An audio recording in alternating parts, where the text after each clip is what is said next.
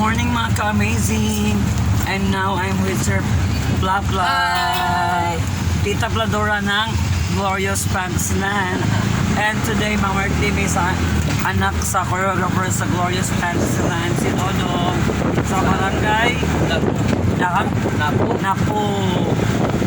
So mo travel mig mga pila ka minuto mga ka-amazing. Sakay mi ang guwapo. Kao ba na mo ang gwapo nga driver nga bet ni Sir, iyang iring-iring.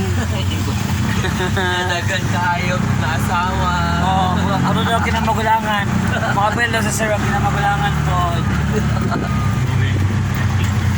Pagkaroon mga ka-amazing mga kita sa tulay, padulong sa Dakak o sa Rizal's Ride. Yes, that is why. Dapitan isa. Because dapitan is an island, so mga ka-amazing inyong makita ang sapa narakay. Ang dapitan na palibutan mo siya og water. So dapat siya dapitan island.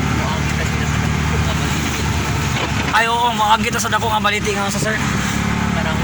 Panahon pa ni Rizal. Yan. Okay, tara mga ka-amazing. O ka na.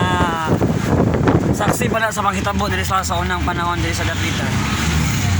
Okay. Medyo haggard, medyo wala kami ligog. Ikaw mahug sa'yo aning Sir Roy.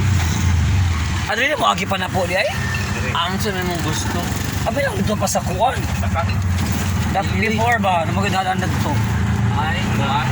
Dili ang napo di ay.